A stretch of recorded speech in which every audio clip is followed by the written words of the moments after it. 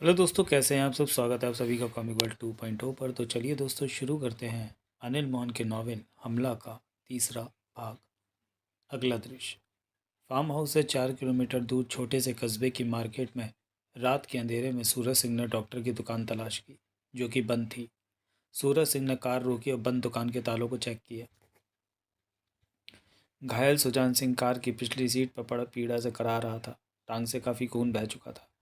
गोली भीतर ही फंसी हुई थी। सूरज सिंह ने उन मामूली तालों को आसानी से तोड़ा और दुकान का दरवाज़ा खोल दिया। इस काम में कोई खास शोर नहीं हुआ था। फिर वो वापस कार के पास आया, पिछला दरवाज़ा खोलता हुआ बोला, भाई, डॉक्टर की दुकान मिल गई है, सब ठीक हो जाएगा। ला हाथ दे, बाहर आ। सुजान सिंह किसी तरह सरक कर कार से बाहर आया। कई बार होंठों से निकलने वाली चीख को उसने रोका। सुजान सिंह को कंधे पर डाले सूरज सिंह दुकान के भीतर चला गया। अंधेरे में ही उसे लंबा सा बेंच नजर आया। उस पर सुजान सिंह को लिटाकर भीतर से दरवाज़ा बंद कर दिया और स्विच ढूंढकर लाइट ऑन कर दी। रोशनी में वो अपने मतलब की चीज़ें ढूंढने लगा। सुजान सिंह टांग थामे दांत पीछे कराए जा रहा था। 10 मिनट में ही सूरज सिंह ने वहाँ से उन चीज़ों को तलाशा जिससे टांग में फंसी गोली निकाली जा सके। फिर वो सुजान सिंह के पास पहुँचा। भाई, सूरज सिंह के होंठ भिजे हुए थे। हाँ, सुजान सिंह दांत भीजे दर्द से छटपटा रहा था। 3 साल पहले की बात याद है, जब मेरे कंधे में गोली फंस गई थी और उस इलाके में हमारी तलाश में पुलिस ने घेरा डाल रखा था। ये बात जम्मू की है, भूल गया क्या? सूरज सिंह धीमे किंतु सख्त स्वर में कह रहा था। बेकार की बात मत कर। बेकार की नहीं, काम की बात है। सुन, तब मेरे कंधे में फंसी गोली का जहर फैलने का खतरा था। तूने गोली को बाहर निकालने के लिए चाकू निकाल लिया। याद है, तूने चाकू से घाव को बड़ा करके गोली निकाली थी और मैं नहीं चीखा, शोर नहीं किया, क्योंकि अगर शोर करता, मेरी एक चीख भी निकलती तो पुलिस को मालूम हो जाता कि हम कहाँ हैं और हम फंस जाते। याद है? सुजान सिंह ने पीड़ा भरा चेहरा धीरे से हिलाया। ठीक उसी तरह आज तू भी खामोश रहना। सूरज सिंह गोली निकालने की तैयारी करता हुआ बोला। ये छोटी सी जगह है और रात है। तेरी ज़रा सी चीख भी लोगों को उठा देगी। ऐसे में गोली निकालने में परेशानी होगी। 5-7 लोग भी इकट्ठे हो गए तो दिक्कत आ जाएगी। तू चल नहीं सकता। समझा समझा। सुजान सिंह दांत भींच कर बोला। तू गोली निकाल। भाई, आवाज़ ना निकले। सूरज सिंह भी दांत भींचे क्या उठा। अगला दृश्य। 10 मिनट में ही सूरज सिंह ने सुजान सिंह की टांग से गोली निकालकर वहीं पर पड़े सामान से जख्म पर बैंडेज की और फारिग होकर सिगरेट सुलगाई। भाई, निबट। गोली निकल गई। सुजान सिंह के चेहरे पर राहत के भाव थे, परंतु बीते वक्त की पीड़ा के कारण चेहरा अभी भी सुर्ख सा हो रहा था। उसने गहरी सांस ली। सूरज। सुजान सिंह की आवाज़ धीमी थी। हाँ बोल भाई। यहाँ से निकल। खंडाला में होटल बहुत है, यहाँ से किसी होटल में चल। सूरज सिंह ने क्लिनिक से ही एक पाजामा तलाश किया। गोली लगने और निकलने में तो पैंट खून से सन गई थी, फट गई थी। पजामा सुजान सिंह की तरफ बढ़ाता हुआ वो बोला, पैंट उतार कर इसे पहन ले। होटल में बोल देंगे कि एक्सीडेंट हो गया था, चलती कार ने तेरे को टक्कर मारी जिससे टांग पर चोट आ गई। डॉक्टर सुबह सुबह डॉक्टर से दवा ला दूंगा। सुजान सिंह ने किसी तरह पजामा पहना। उसके बाद सूरज सिंह ने सहारा देकर सुजान सिंह को कार में बिठाया और कुछ देर बाद ही 10 कमरों वाले होटल में ही एक कमरा किराए पर लिया। बेड पर लेटते ही सुजान सिंह को राहत मिली। सूरज सिंह ने कुर्सी पर बैठकर सिगरेट सुलगा ली। चेहरे पर तनाव और गुस्सा था। सुबह के 4 बज रहे थे।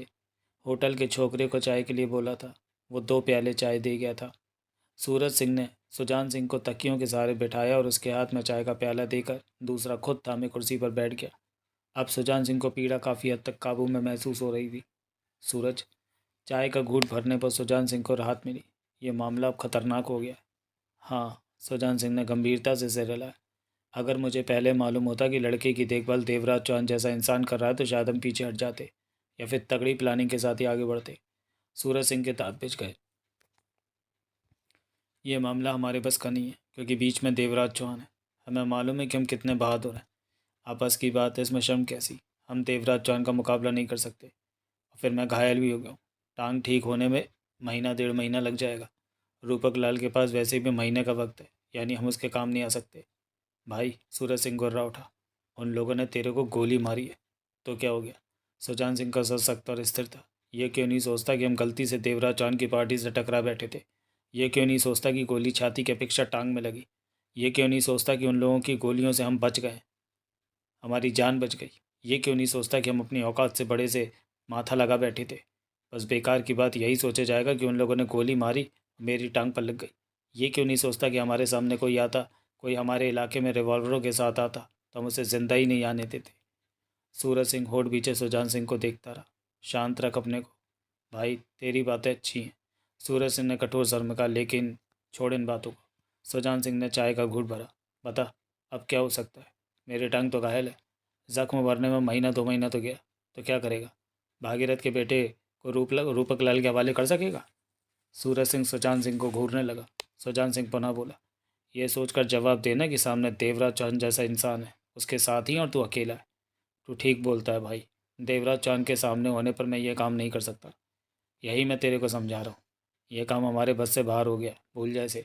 माना कि रूपक लाल इस काम के लिए हमें बहुत भारी रकम दे रहा था, लेकिन जो रकम हमारी किस्मत में ही नहीं, उसके लिए अफसोस कैसा? एकाएक सूरज सिंह के चेहरे पर दरिंदगी से भरी मुस्कान उभरी। सुजान सिंह की आंखें सिकुड़ी। क्या बात है? क्या हुआ है तुझे? भाई, किसी जगह तक पहुंचने के लिए सिर्फ एक ही रास्ता नहीं होता, दूसरे रास्ते भी होते हैं। साफ बोल। सांप को चाकू नहीं, ईंट से मारना ज़्यादा आसान होता है। हर जगह चाकू इस्तेमाल नहीं होता। सुजान सिंह आंखें सिकोड़े सूरज सिंह को घूरता रहा। मुझे लग रहा है कि तेरा दिमाग खराब होता जा रहा है। नहीं, वहम मत कर। मेरा दिमाग ठीक है। सूरज सिंह के चेहरे पर वही मुस्कान थी। मैं तेरे से सिर्फ एक बात पूछना चाहता हूँ कि क्या देवराज चौहान का बाप नहीं है जो उस पर हावी हो सके? बाप की बात तो मैं नहीं करता, लेकिन इसमें कोई शक नहीं है कि देवराज चौहान का मुकाबला करने वाले कई होंगे। सुजान सिंह ने घूरते हुए सिकुड़ी आंखों से कहा। तो फिर ऐसे इंसान को देवराज चौहान के सामने खड़ा करके तमाशा देखते हैं? सूरज सिंह कहर से हंसा। इसमें हमें क्या फ़ायदा? फ़ायदा भी हो जाएगा। रूपक लाल से मैं बात करूँगा। उसे भागीरथ के लड़के की सख्त ज़रूरत है, और हमें दौलत की सख्त ज़रूरत है। ऐसे में रूपक लाल के साथ मामला पड़ जाएगा। मेरे ख्याल से देवराज चौहान से निपटना कोई खास कठिन काम नहीं है। शेर के सामने सवा शेर को खड़ा कर दे। सवा शेर को कहाँ से लाओगे? सुजान सिंह की ओर से पड़े। जब सोचा है तो कुछ ना कुछ इंतज़ाम भी हो जाएगा। सूरज सिंह जहरीले स्वर में क्या उठा। कोई ऐसी गलती मत कर देना कि उसे सुधारने का भी वक्त न मिले। सुजान सिंह ने उसे समझाया। भाई, तेरे को मेरे दिमाग पर शक है क्या? नहीं, मैं तो कह रहा था कि ज़रा संभल कर काम करना। वैसे देवराज चौहान के मुकाबले पर किसे खड़ा करोगे? कोई ना कोई तो तलाशना पड़ेगा। मिल जाएगा कोई। सूरज सिंह अजीब से अंदाज में हंसा। तेरे को तो मालूम ही है भाई कि जब सूरज सिंह आगे बढ़ता है तो अपना रास्ता खुद ढूंढ ही लेता है। रूपक लाल से क्या बात करेगा? तो यहीं आराम कर भाई, मुझे चल देना चाहिए। तो दिन निकलने पर फ़ोन करके डॉक्टर को बुला लेना, उससे दवा ले लेना, बैंडेज वगैरह भी करवा लेना। मैं रूपक लाल से मिल लूँ? जो भी हो उसके बाद आना तो यहीं है, खंडाला में। भागीरथ का बेटा जो है, आने पर मिलूँगा। सूरज सिंह गंभीर स्वर में क्या उठा। आराम कर ले, रात भर का जगह है, दिन में। तो आराम कर भाई, मैं ठीक हूँ, चलता हूँ, जल्दी आऊँगा। कहने के साथ ही सूरज सिंह उठा। हाथ आगे बढ़ाकर उसने सुजान सिंह का कंधा थपथपाया और बाहर निकलता चला गया। सुजान सिंह ने आखिरी घूंट भरकर प्याला पास की तिपाई पर रखा और सिगरेट सुलगाकर कश लेने लगा। चेहरे पर तसल्ली के भाव थे। वो जानता था कि सूरज सिंह जो भी करेगा, उसका करना अवश्य रंग लाएगा। अगला दृश्य। देवराज चांद को आधे घंटे बाद होश आ गया था। सिर से बहने वाला खून जमने लगा था। जख्म कुछ गहरा था, परंतु खतरे वाली कोई बात नहीं थी। जगमोहन ने फर्स्ट एड का बॉक्स वहाँ से तलाश किया और जख्म साफ करके दवा लगा दी। कौन थे वे दोनों? फुर्सत पाते ही जगमोहन ने पूछा। मैंने तो एक को ही देखा था। वो अपना नाम सुजान सिंह बता रहा था। देवराज चांद ने सिगरेट जलगाई। वे दोनों भागीरथ के लड़के को ही लेने आए थे, जिसे मैंने पकड़ा था। वो बता रहा था। मतलब कि रूपक लाल के आदमी थे। जगमोहन के दांत भिज गए। देवराज चांद ने सिर हिलाया। सोहनलाल पासी सोफे पर दोनों टांगें रखे उकड़ू बैठा गोली वाली सिगरेट के कश ले रहा था। हाँ, अभी फिर आएंगे। रूपक लाल तब तक यहाँ अपने आदमियों को भेजता रहेगा जब तक कि भागीरथ का बेटा हमारी हिफाजत में है। ऐसा कई बार होगा। मेरी गोली एक ही टांग पर लगी थी, जिसे तुमने कवर कर रखा था। ज़्यादा बार निशाना इसलिए नहीं लिया कि पास ही तुम बेहोश पड़े थे। गोली तुम्हें भी लग सकती थी। जगमोहन ने गहरी सांस लेकर कहा। दूसरा वाला अपने घायल साथी को उठाकर अंधेरे में भाग गया। उन्होंने बहुत जल्दी दिखाई हमला करने की। सोनलाल क्या उठा। हम कुछ घंटे पहले ही यहाँ पहुँचे और वे लोग हरकत में आ गए। मुंबई से ही पीछे लगे होंगे। देवराज चांद ने सोच भरे अंदाज में कश लगाकर सिर हिलाया। हैरानी है कि सिर्फ 2 लोग ही आए थे, जगमोहन बोला। लेकिन इस बार ज़्यादा आएंगे, देवराज चांद ने कहा। वे दोनों इस बात को अच्छी तरह समझ गए होंगे कि यहाँ पर लोगों ने ठीक ढंग से घेराबंदी कर रखी है। अब वे उसी हिसाब से तैयारी करेंगे। परवाह नहीं। जगमोहन ने जेब में पड़ी रिवॉल्वर पर हाथ फेर कर सख्त स्वर में कहा। देख लेंगे। एक रिवॉल्वर मुझे भी दे देना, सोनलाल ने कहा। तेरे को? जगमोहन ने उसे देखा। हाँ, मेरे को। तू तो ऐसे कहता है जैसे मैं ट्रिगर नहीं दबा सकता। हवा में ही सही, बंदे पर नजी गोली तो चला सकता हूँ। तभी बाकेला लौटौर के पुकारने की मध्यम सी आवाज़ उन तक आई। देख उसे, वो क्या कह रहा है, सोनलाल बोला। जगमोहन उठकर बंगले के पीछे वाले कमरे में पहुंचा। खिड़की खोली, पीछे ही सर्वेंट क्वार्टर थे। ओए, सुन रहा हमारे को? बाकेलाल डॉक्टर की आवाज़ उसके कानों में पड़ी। क्या बात है? आधे घंटे से पुकार रहा हूँ, हमारा तो गला सूखे है। बाकेलाल डॉक्टर सर्वेंट क्वार्टर की छोटी सी खिड़की से झांक रहा था। की गल हो गई? मारे को ठांडा सुनाई देवे। जगमोहन ने कम शब्दों में ऊंचे स्वर में उसे मामला बताया।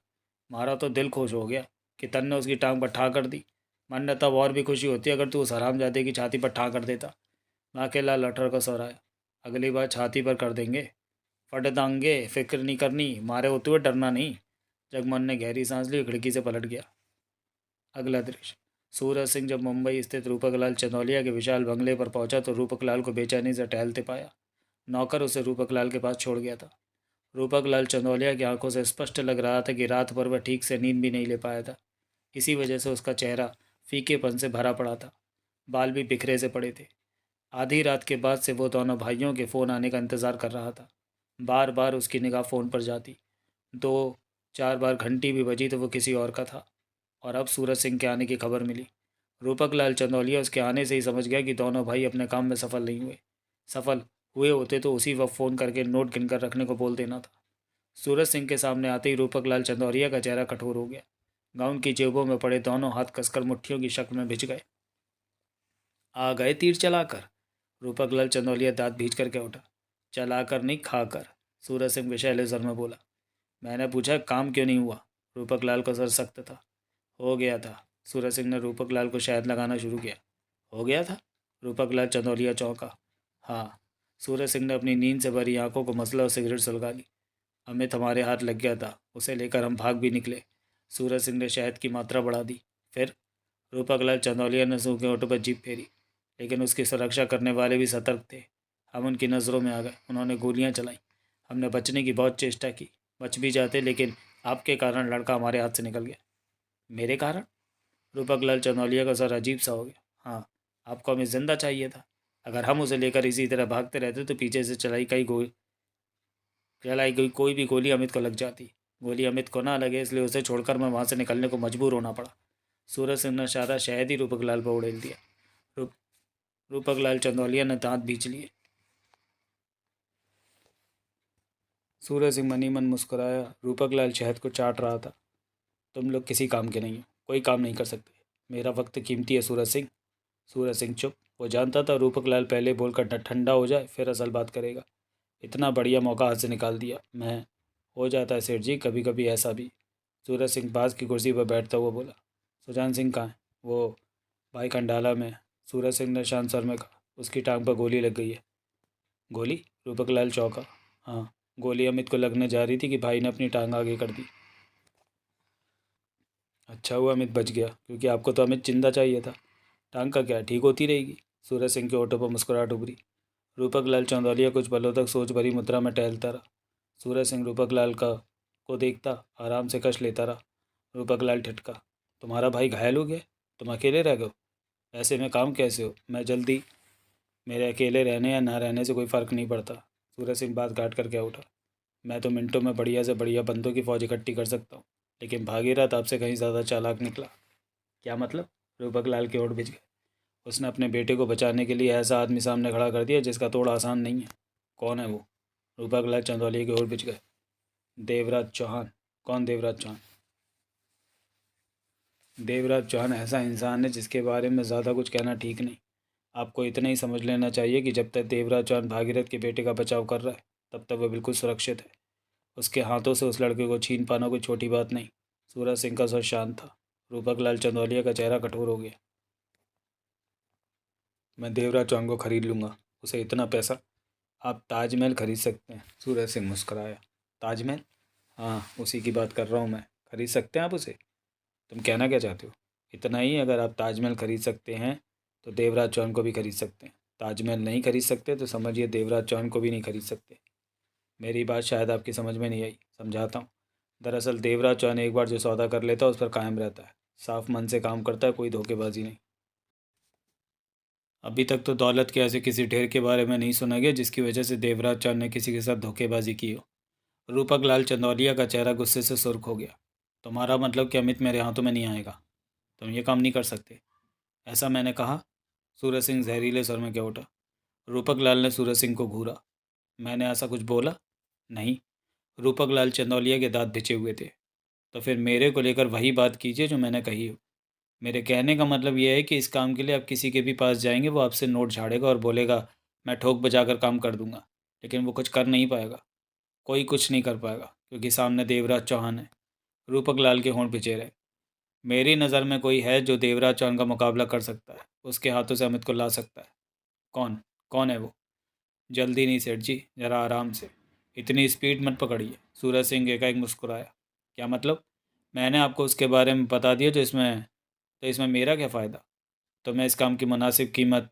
मुझे बार बार कीमत बदलने की आदत नहीं है। सूरज सिंह ने रूपक लाल की आंखों में झाँक कर कहा। कीमत तो मैं वही लूँगा जो हमें तय हो चुकी है।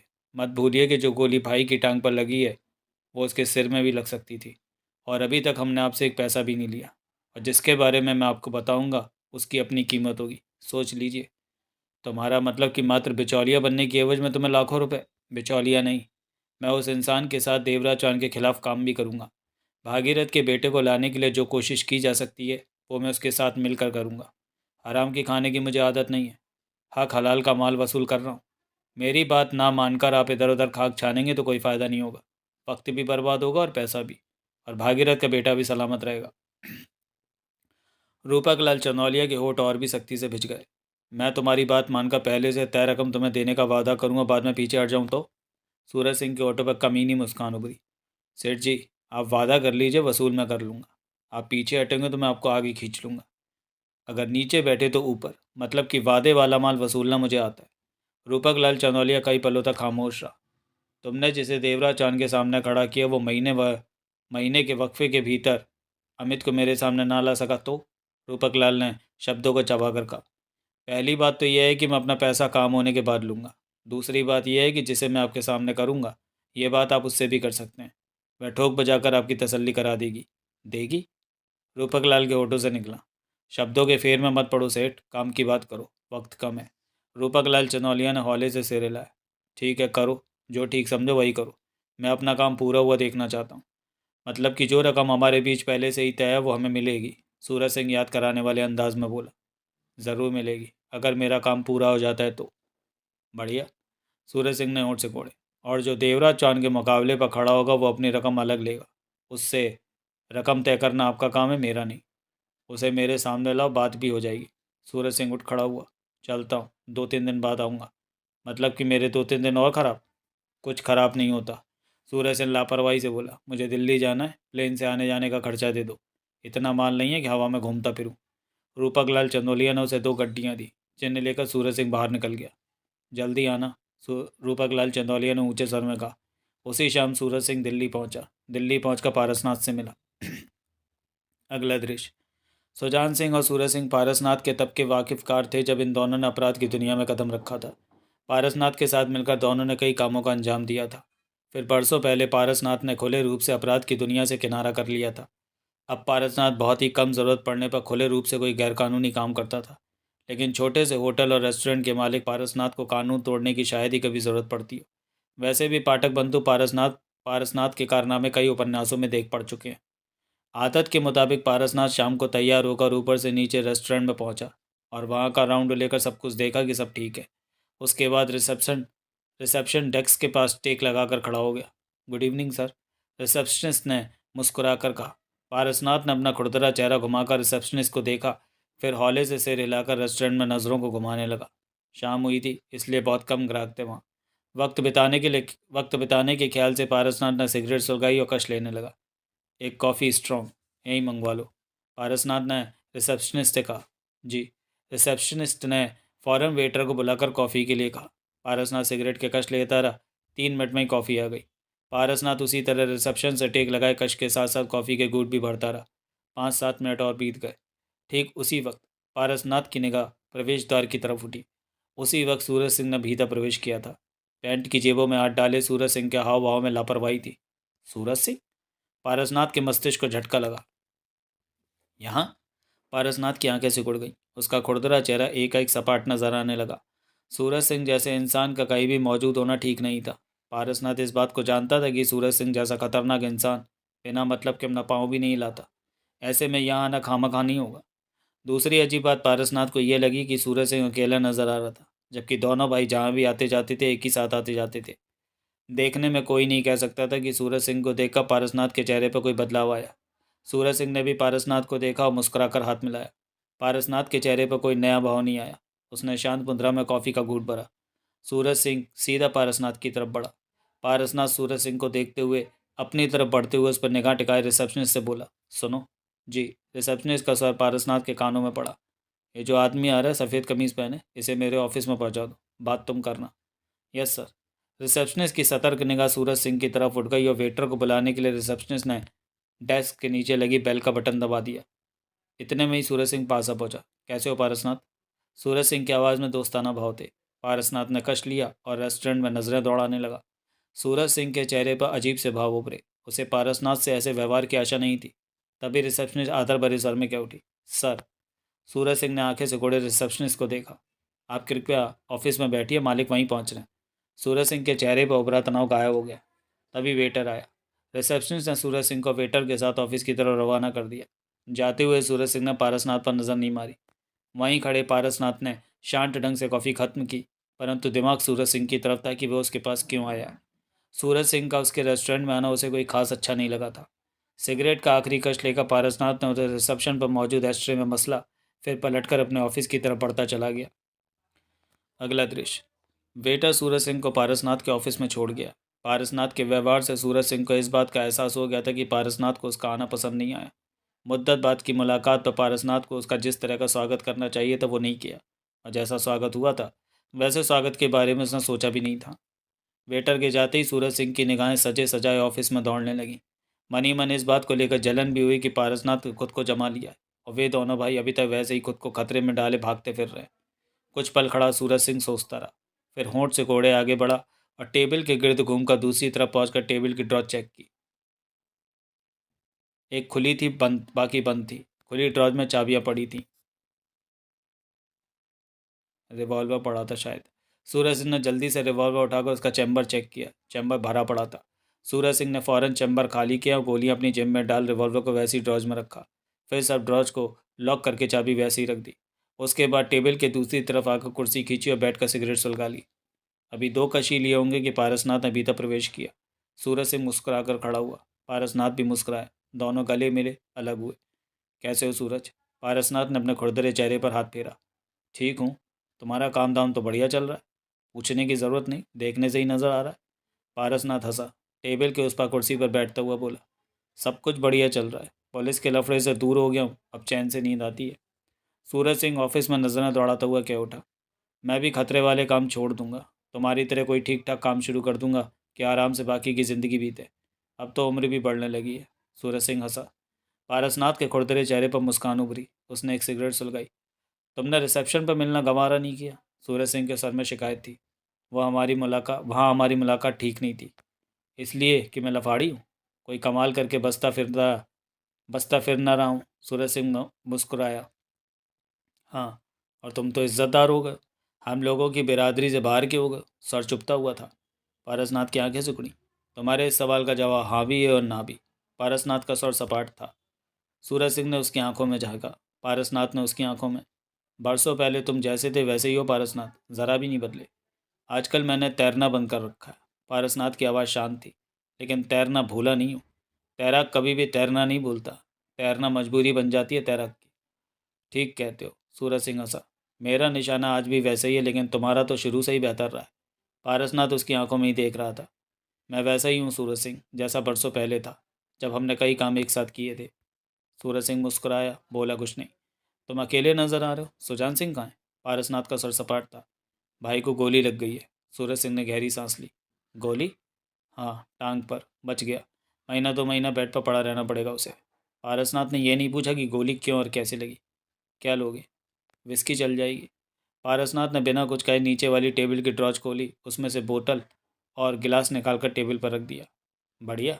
सूरज सिंह बोतल थाम कर मुस्कुराया। विदेशी माल है, कीमती है, खास अपने लिए रखी होगी। पारसनाथ ने सिगरेट का कश लिया। तुम नहीं लोगे? ये मेरे काम का वक्त है। पारसनाथ की आवाज़ भावहीन थी। ओह, मैं तो भूल ही गया था कि तुम शरीफों की गिनती में आ गए हो। सूरज सिंह की आवाज़ में व्यंग का भाव था। उसने बोतल खोलकर विस्की गिलास में डाली। तुम्हें तो पता ही है कि मैं विस्की में मिलावट पसंद नहीं करता। कहने के साथ ही उसने गिलास में से विस्की के 2 तगड़े घूंट भरे। वाह, ऐसी 2-4 बोतलें मुझे मंगवा देना, अच्छा माल है। पीते हुए ऐसा लग रहा है जैसे शरबत हो। पारसनाथ ने कश लेकर सिगरेट एस्ट्रे में मस ली। कैसे आना हुआ? सूरज सिंह ने विस्की का गिलास एक ही सांस में खाली कर दिया। इस विस्की का तो जवाब नहीं, सूरज सिंह ने खाली गिलास टेबल पर रखते हुए कहा। 2-3 साल पहले जब तू मिला था तो तूने किसी नगीने का जिक्र किया था। कोई मोटा, कोई भारी काम हो जिसमें बड़ी दौलत हो तो तुम्हें बताओ, तुम काम करवा दोगे। नगीना? पारसनाथ का चेहरा सपाट ही रहा। हाँ, अंडरवर्ल्ड का नगीना, याद आया? पारसनाथ सूरज सिंह को देखता रहा। सूरज सिंह ने पुनः गिलास में विस्की डाल ली। आया। पारसनाथ ने नई सिगरेट सुलगा ली। उस नगीने का नाम मोना चौधरी बताया था ना तुमने? हाँ, मोना चौधरी की ज़रूरत पड़ गई है। वो तुम्हारे लिए काम नहीं करेगी। पारसनाथ का सर सपाट था। पहले उससे पूछ तो लो। सूरज सिंह मुस्कुराए। जो मैंने कहा समझो मोना चौधरी नहीं कहा। ऐसा? पारसनाथ उसे देखता रहा। सूरज सिंह ने विस्की का आधा गिलास खाली किया। सुना है बड़ी मारक चीज़ है मोना चौधरी। कहते हुए सूरज सिंह ने अपने कौए जैसी चोट जैसी नाक को मसला। पारसनाथ का खुरदरा चेहरा और भी कठोर हो गया। तुमने उसे बिना कपड़ों के तो देखा होगा। सूरज सिंह दांत फाड़ कर हंसा। पारसनाथ के हाथ बिछ गए। उसने आराम से ड्रॉच खोली और ऊपर पड़ी रिवॉल्वर उठाकर उसका रुख सूरज सिंह की तरफ कर दिया। सूरज सिंह रिवॉल्वर पर निगाह मारकर मुस्कुराया। उठो और अभी यहाँ से चले जाओ। पारसनाथ का सर सपाट था। नाराज़ हो गए? उठो। पारसनाथ के होंठ पिच गए। मैं मजाक कर रहा था, सूरज सिंह ने लापरवाही से कहा और गिलास उठाकर एक ही सांस में खाली कर दिया। इस मजाक से यह भी जाहिर हो गया है कि तेरा खून पहले जैसा ही गर्म है। मुझे भी तो देखना था कि मैं कौन से वाले पारसनाथ से बात कर रहा हूँ, पहले वाले या अब वाले। पारसनाथ बिचे होठों से उसे देखता रहा। सूरज सिंह ने जेब से रिवॉल्वर की गोलियां निकाली और टेबल पर रख दी। तुम्हारा रिवॉल्वर खाली है। मुझे मालूम था कि मेरे मजाक पर तुम्हें गुस्सा आएगा और तुम रिवॉल्वर निकाल लोगे। जल्दबाजी में कोई गोली न चला दो, इसलिए मैंने गोलियां निकाल ली थी। कहने के साथ ही सूरज सिंह ने जेब से पैकेट निकाला और सिगरेट सुलगा ली। सूरज सिंह को घूरते पारसनाथ ने चैम्बर खोला और टेबल पर पड़ी गोलियां खाली चैम्बर में भरने लगा। उसका खुरदरा चेहरा कठोर हुआ पड़ा था। मैं जानता हूँ कि तुम किसी लड़की औरत के बारे में गलत बात नहीं सुनते। तुम्हारी पुरानी आदत है कि औरत जात की इज्जत करते हो। एक बार इसी बात को लेकर तुमने मेरी तगड़ी ठुकाई की थी, जब एक घर को लूट रहे थे और घर में मौजूद औरत पर मैंने हाथ डालना चाहता। पुरानी बात है, 15 साल हो गए। चैम्बर भर कर उसे बंद किया, रिवॉल्वर वापस ड्रॉज में रखा। चले जाओ सूरज, मैं इस समय व्यस्त हूँ। पारसनाथ ने अपने चेहरे पर हाथ फेरा। सूरज सिंह के चेहरे पर गंभीरता के भाव उभरे। मैं मुंबई से खास तौर से इसी काम के लिए आया। एयरपोर्ट से उतरा, सीधा तुम्हारे पास आया। एक काम है, मोना चौधरी की सख्त ज़रूरत है। मुझे नहीं, किसी को मोना चौधरी की ज़रूरत है। मेरी इतनी औकात कहाँ कि मैं मोना चौधरी से कोई काम करवा सकूँ। सूरज सिंह की आवाज़ शांत थी। जिसे मोना चौधरी की ज़रूरत है वो करोड़पति अरबपति इंसान है और अपने काम के लिए मुँह मांगी दौलत दे सकता है। पारसनाथ की आंखें सुकड़ी। मुँह मांगी? हाँ। कितनी मुँह मांगी? इतनी मुँह मांगी जो लेने और देने वाले को दोनों को ठीक लगे। सूरज सिंह ने गंभीर स्वर में कहा। काम क्या है? पारसनाथ ने सूरज सिंह के चेहरे पर निगाहें टिकाते हुए कहा। किसी का अपहरण करना है। अपहरण? हाँ। ये मामूली सा काम तो तुम भी कर सकते हो। पारसनाथ ने उसकी आंखों में जगा। कोशिश की थी लेकिन बात नहीं बनी। भाई गोली खा बैठा, मैं बच गया। क्यों? पारसनाथ की आवाज़ शांत ही थी। मामूली सा काम नहीं कर सके? ऐसी बात नहीं है। सूरज सिंह ने गिलास में विस्की डाली। हम कर लेते, लेकिन जिसका अपहरण होने वाला उसे मालूम है। उसने अपनी सुरक्षा के पुख्ता इंतजाम कर रखे। 4 आदमी उसे बचाने के लिए हर वक्त उसके पास रहते हैं। निशानेबाज भी हैं। अगर भाई की टांग में गोली ना लगी होती तो ये काम हमने ही निपटा लेना था। सूरज सिंह ने जानबूझकर इस बात का जिक्र नहीं किया कि उसका किस जिसका अपहरण करना उसके पैरे पर देवराज चौहान जैसा इंसान मौजूद है। सूरज सिंह नहीं चाहता था कि देवराज चौहान का नाम सुनकर पारसनाथ कहीं उखड़ न बैठे। पारसनाथ ने कष्ट लिया, चेहरे पर सोच के भाव थे। इस काम को और लोग भी कर सकते हैं। मोना चौधरी की खास तौर से क्या जरूरत पड़ गई? सूरज सिंह ने घूंट भरा, फिर सिर हिलाया। बहुत तीखी विस्की है, मैं तो मीठी समझ रहा था। आप रंग दिखा रही है, सूरज सिंह ने कहा। फिर सिर हिलाकर बोला। तुम्हारी बात सही है कि इस काम को किसी और से भी लिया जा सकता है, लेकिन पार्टी अपनी ही बात में फंस चुकी है। पार्टी ने दूसरी पार्टी को खुला चैलेंज दिया है कि वो 1 महीने के भीतर ही भीतर उसका अपहरण कर लेगा। ना कर सका तो उसके बाद उसे कुछ नहीं कहेगा। दोनों की आपस में खुंदकबाजी है। हमें क्या? सूरज सिंह ने अपनी आवाज़ में लापरवाही भर ली। उस 1 महीने के वक्त में 3-4 दिन तो बीत ही चुके हैं। पार्टी हर हाल में उसका अपहरण चाहती है और वह किसी तरीके का रिस्क नहीं लेना चाहती कि बाद में उसे नाकामयाबी मिले। पार्टी हर हाल में कामयाबी चाहती है। यही वजह है कि इस काम को वह किसी ऐसे इंसान के हवाले करना चाहती है जिसके बारे में पूरा विश्वास हो कि वो काम निपटा देगी। और इस बात की गारंटी मोना चौधरी के अलावा और कौन दे सकता है? पारसनाथ ने पुनः कश लिया। पार्टी कौन है? रूपक लाल चंदौलिया नाम है उसका, मुंबई का है। और ये तो पहले ही बता चुका हूँ कि करोड़पति अरबपति है। काम पूरा होने पर तयशुदा मुंह मांगी रकम देगा, फायदे का सौदा है। सूरज सिंह मुस्कुराया। काम होने के बाद बात की जा सकती है, पहले भी दे सकता है, सूरज सिंह ने फौरन कहा। पारसनाथ ने सूरज सिंह को घूरते हुए कस लिया। आजकल तूने ज़्यादा अक्लमंद बनना शुरू कर दिया। क्या मतलब? मोना चौधरी की ज़रूरत इस मामले में इसलिए आन पड़ी है कि आम इंसान का अपहरण करने में कोई खासी रुकावट आ रही है, तभी तो मुंह मांगी दौलत दी जा रही है। सच क्यों नहीं बोलता तू? तेरे को पहले ही समझ जाना चाहिए कि मुंह मांगी दौलत का मतलब क्या होता है। दोनों पार्टियों में दुश्मनी की वजह क्या है? दोनों बड़े सेठ हैं, पचासों वजह हो सकती हैं। सूरज सिंह ने लापरवाही से बात टालने वाले लहजे में कहा। अगर ये जानना ज़रूरी है तो पार्टी से मालूम किया जा सकता है। तेरे को नहीं मालूम? नहीं, सूरज सिंह ने झूठ बोला। पार्टी दूसरे का अपहरण करके क्या करना चाहती है? पता नहीं। पारसनाथ ने सूरज सिंह को घूरा। बातों को हवा में उड़ा रहा है तू? ऐसी बात नहीं। सूरज सिंह ने गिलास में से घूंट भरा। असल मामला मैंने तेरे सामने रख दिया है। ज़्यादा बातों का जवाब देना इसलिए ठीक नहीं कि क्या मालूम रूपक लाल अपनी बात किसी को बताया जाना पसंद करे या ना करे। जो बात जाननी हो वो रूपक लाल से खुद ही कर लेना, ठीक है? पारसनाथ ने सोच भरे अंदाज में कश लिया। तू मुझे मोना चौधरी से मिलवा दे, मैं। क्यों? उससे बात करनी है कि? मैं बात कर लूँगा। कब? जल्दी। तो कल सुबह आना। आना? सूरज सिंह ने होठ से कुड़कर उसे देखा। मैं यहाँ नहीं रह सकता क्या? दोनों की आंखें मिली। तूने कोई लफड़ा किया हो सकता है, पुलिस तेरे पीछे हो सकती है, पारसनाथ बोला। ऐसा कुछ नहीं है, सूरज सिंह ने शांत स्वर से कहा। सालों से हम पुलिस की नज़रों में नहीं आए। मेरे से झूठ मत बोलना। ऐसी बातों में मैं झूठ नहीं बोलता। पारसनाथ ने बेल बजाकर वेटर को बुलाया। इन साहब को सबसे ऊपर वाले कमरे में छोड़ दो। उस कमरे की चाबी कांत के पास है। जी साहब जी। पारसनाथ ने सूरज सिंह को देखा। कमरे में जाने के बाद तुम बाहर नहीं निकलोगे? नहीं निकलूंगा। सूरज सिंह ने सिर हिलाया। पारसनाथ ने अपना खुरदरा चेहरा वेटर की तरफ घुमाया। तुम्हारी ड्यूटी इन साहब पर है, इन्हें जिस चीज़ की भी ज़रूरत पड़े वो दे देना। जी साहब जी। तो तुम आज बात कर लोगे? सूरज सिंह उठते हुए बोला। तुम कमरे में आराम करो, पारसनाथ ने शांत स्वर में कहा। जल्दी तुमसे बात करूंगा। सूरज सिंह ने सिर हिलाकर टेबल पर पड़ी बोतल उठानी चाहिए तो पारसनाथ बोला।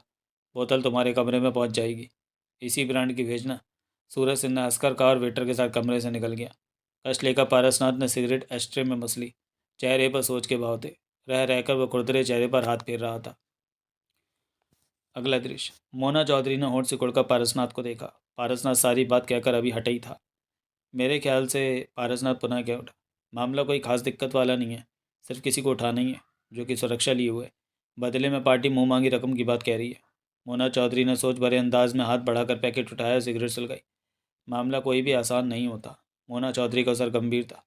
जो काम का ज़्यादा पैसा दे रहा है, स्पष्ट है कि उसकी निगाहों में काम की कीमत काफ़ी होगी।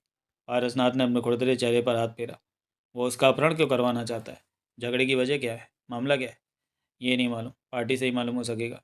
मोना चौधरी ने कश लिया। सूरज, जिसका तुम जिक्र कर रहे हो, वो अपने भाई के साथ उस अपहरण की कोशिश कर चुका है और गोली खा चुका है। मतलब कि मामले में कहीं रुकावट है। हो सकता है। पारसनाथ ने सिर हिलाया। दोनों में कई पलों तक खामोशी रही। पारसनाथ, मैं सूरज सिंह से बात करना चाहती हूँ। वो मेरे यहाँ है। मैं वहीं चलती हूँ, उससे बात करने के बाद ही फैसला करूँगी कि ये काम हाथ में लेना है कि नहीं। अगला दृश्य।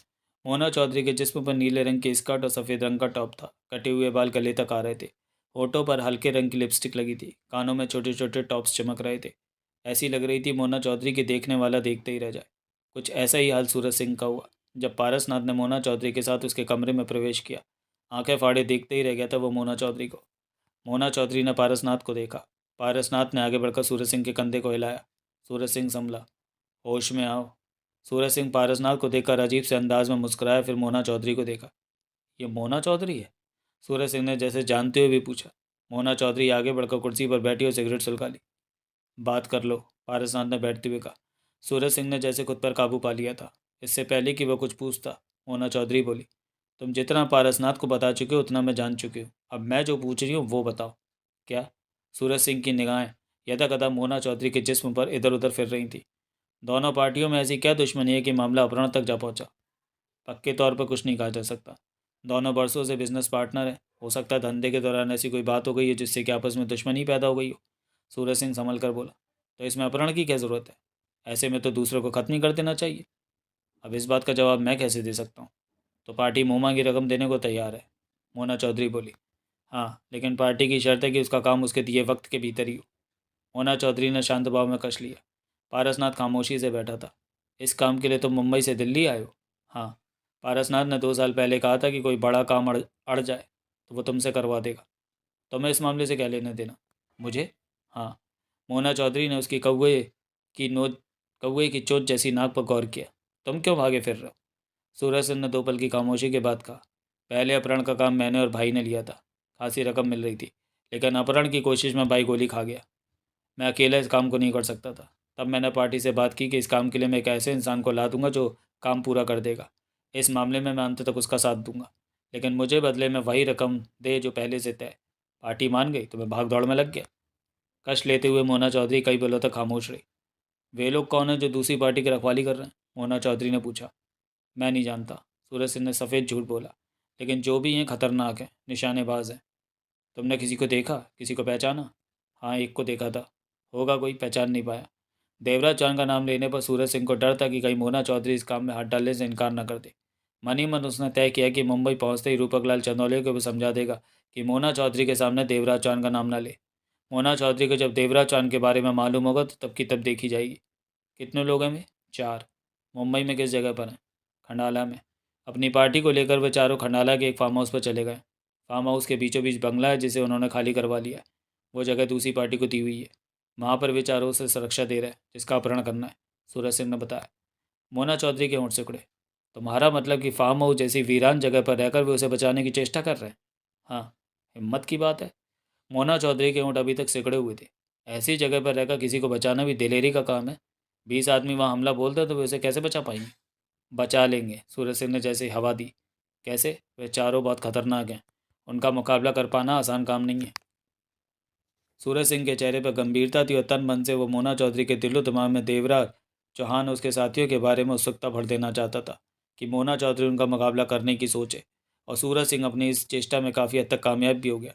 ठीक है, मोना चौधरी ने बात समाप्त करने वाले अंदाज में कहा और खड़ी हो गई। मुंबई जाकर मैं पार्टी से बात करूंगी, उसके बाद कि हाँ या ना के बारे में कोई जवाब दूंगी। कब चलोगी? पार्टी को जल्दी है, कल सुबह की फ़्लाइट से। कहने के साथ ही मोना चौधरी ने सूरज सिंह की आंखों में झाँका। और तुम अपनी नज़रों पर काबू रखना सीखो।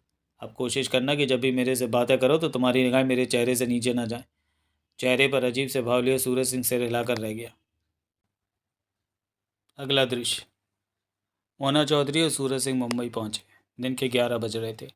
सूरज सिंह ने एयरपोर्ट से रूपक लाल को अपने आने की खबर दी, बंगले पर रहने को कहा। उसके बाद वो मोना चौधरी को लेकर रूपक लाल चंदौलिया के बंगले पर जा पहुंचा। मोना चौधरी को उसने ड्राइंग रूम में छोड़ा और खुद नौकर के साथ रूपक लाल के पास उसके बेडरूम में जा पहुंचा। रूपक लाल चंदौरिया के चेहरे पर बेचैनी टपक रही थी। सूरज सिंह के होंठों पर एकाएक विजय से भरी मुस्कान उभरी। सेठ जी। सूरज सिंह ने अपनी कौवे की चोट जैसी नाक पर हाथ फेरा। चाकू का मुकाबला करने के लिए तलवार को ले आया हूँ। ऐसी तलवार जो बिना म्यान की है, उस पर काबू नहीं पाया जा सकता। क्या मतलब? मोना चौधरी को दिल्ली से लाया हूँ। मोना चौधरी? हाँ, मोना चौधरी। हमारी दुनिया की, मतलब कि अंडरवर्ल्ड की खतरनाक हस्ती। शायद। रूपकलाल चंदौलिया के होठों से निकला। नाम सुन रखा है इसका? मोना चौधरी। हाँ, सुना है ये नाम, जैसे देवराज चौहान का सुन रखा है। उसी की बात कर रहा हूँ। सूरज सिंह का सर जहरीला उठा। उसी को साथ लाया हूँ।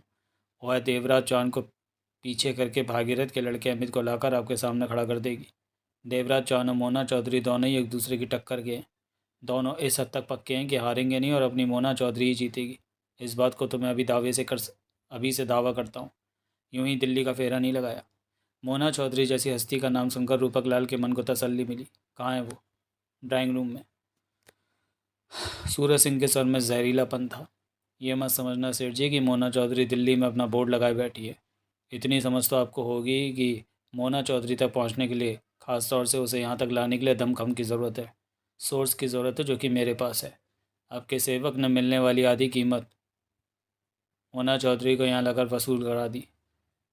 रूपकलाल चंदौलिया के तनाव भरे चेहरे पर हल्की सी मुस्कान उभरी। तुमने वास्तव में अच्छा काम किया। सूरज सिंह ने सिगरेट सुलगाई और कष्ट लेकर शांत स्वर में बोला। मतलब कि आपको भी विश्वास है कि मोना चौधरी ये काम कर लेगी? ना भी कर सकी तो कम से कम ये गम तो नहीं रहेगा कि मैंने भागीरथ के लड़के को उठाने के लिए देवराज चौहान के सामने किसी कमज़ोर को खड़ा कर दिया था जो हार गया। रूपक लाल का चेहरा गंभीर हो गया। लेकिन मैं आपको यकीन दिलाता हूँ कि मोना चौधरी बाजी मार ले जाएगी। रूपक लाल चंदौलिया होठ को दांतों से काटता सोचने लगा। चलो मोना चौधरी से। एक मिनट सेठ जी। सिंह ने कौवे की चोट जैसी नाक को रगड़ा। थोड़ी सी दिक्कत है। कैसी दिक्कत? अंडरवर्ल्ड के खतरनाक लोगों के कुछ उसूल होते हैं। आमतौर पर बड़े वाले खतरनाक लोग एक दूसरे के काम में दखल नहीं देते, क्योंकि ऐसे में खून खराबा ज़्यादा होने की संभावना होती है। मैं समझा नहीं। सूरज सिंह ने कश लिया और गंभीर स्वर में कहने लगा, देवराज चौहान और मोना चौधरी दोनों ही खतरनाक हैं। इस बात से दोनों ही वाकिफ़ हैं, और दोनों को ही पता है कि अगर एक दूसरे के सामने अड़ गए तो बहुत कुछ बुरा हो सकता है। ऐसे में जब मोना चौधरी को मालूम होगा कि भागीरथ के लड़के का कवच देवराज चौहान बना हुआ है, उसे देवराज चौहान से टकराना पड़ेगा, तो ऐसी स्थिति में मोना चौधरी झगड़े से दूर रहने की कोशिश में इस काम को मना कर सकती है। लेकिन मैं मोना चौधरी को मुँह मांगी रकम को एक तरफ रख दीजिए और मेरी बात समझने की कोशिश कीजिए। सूरज सिंह ने होंठ भींचकर बात को काटा। दो शेर आपस में झगड़ा करना कभी पसंद नहीं करते। रूपक लाल चंदौलिया सूरज सिंह को देखने लगा। अब आप अपने को ही देख लीजिए। आप में और भागीरथ में झगड़ा हो गया। भागीरथ ने अपनी तरफ से देवराज चौहान को खड़ा कर दिया और आप मोना चौधरी को खड़ा करने की कोशिश में। दोनों में कोई कम रहा? कोई नहीं, बराबर की टक्कर। जाने कितना कुछ होने के बाद फैसला होगा। ठीक बोला मैं? रूपक लाल ने कुछ नहीं कहा। यही बात देवराज चौहान और मोना चौधरी पर लागू होती है। उनकी कोशिश यही होगी कि आपस में ना झगड़ें। समझ गया। अब जैसा मैं कहता हूँ वैसा कीजिए। क्या? जब तक मामला तय ना हो, मोना चौधरी के सामने देवराज चौहान के नाम का जिक्र भी नहीं होना चाहिए।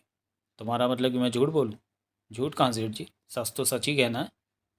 आपको तो यही कहना है कि जो लोग भागीरथ के लड़के को बचाने की चेष्टा कर रहे हैं आप उनके बारे में नहीं जानते। हो सकता है ऐसी बात की नौबत ही ना आए। मोना चौधरी इस बारे में आपसे कोई सवाल ही ना करे। ठीक है। रूपक लाल चंदौलिया की होठ भिज गए। लेकिन बाद में जब मोना चौधरी को देवराज चौहान के बारे में मालूम होगा तब क्या होगा? तब कुछ नहीं होगा। सूरज सिंह कड़वे स्वर में कह उठा। क्यों? पता नहीं क्या होता है कि अगर एक बार काम हाथ में ले लिया, वादा कर लिया, जुबान दे दी तो फिर पीछे नहीं हटते।